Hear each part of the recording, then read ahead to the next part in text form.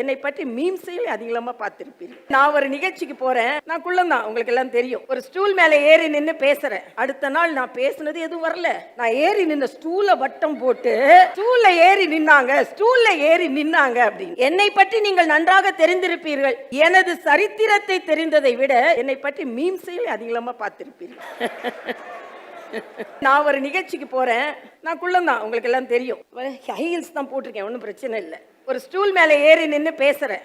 அடுத்த நாள் நம்ம தம்பிங்க தான், தங்கச்சிகள் தான், தங்கச்சிகளோட தம்பிங்க அதிகம், ஆனாலும் சொல்றேன் குறும்பு செய்யறதுல கொஞ்சம் அதிகம். உடனே அந்த ஸ்டூல் மேல நான் நிக்கிறத பார்த்து நான் ரொம்ப நல்லா பேசினேன், மிக அழகாக பேசினேன். நான் ஒரு மருத்துவர், MBBS படித்திருக்கிறேன், DGO படித்திருக்கிறேன், வெளிநாட்டில் கனடா, ஆஸ்திரேலியா போன்ற நாடுகளில் உயர் படிப்பு படித்திருக்கிறேன். என் தந்தை மிகப்பெரிய அரசியல்வாதி, என் கணவர் மிக பிரபலமான மருத்துவர், நான் பிரபலமான மருத்துவர், எனக்கு மிகுந்த ஆற்றல் உண்டு, என் குழந்தைகள் 2 பேரும் மருத்துவர்.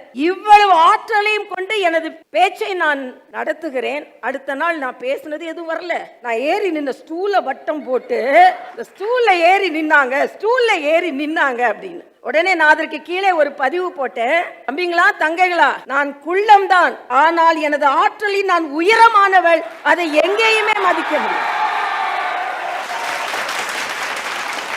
இன்னொன்னு எனக்கு உண்டு, என் முடி சுருட்டையா இருக்கும். என் முடி இப்ப கொஞ்சம் ஸ்ட்ரைட்டன் பண்ணிருக்கேன்.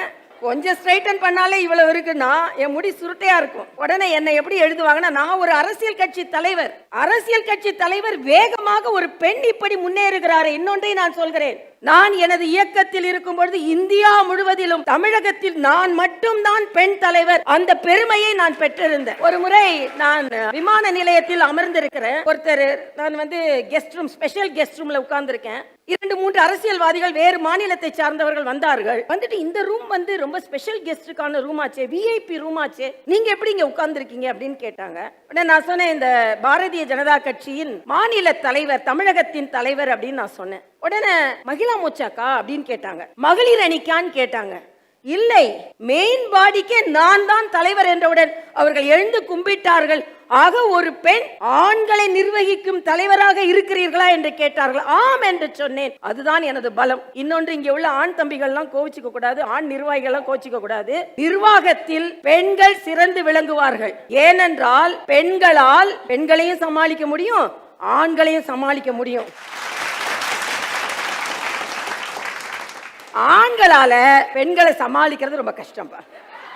அதனால நான் 2 மாநிலத்தின் கவர்னராக இருந்தேன் என்றால் அது பெண் என்ற அந்த அகங்காரம் என்னிடம் உண்டு. என்று சொல்ல மாட்டேன், அது தன்னம்பிக்கை என்னிடம் உண்டு.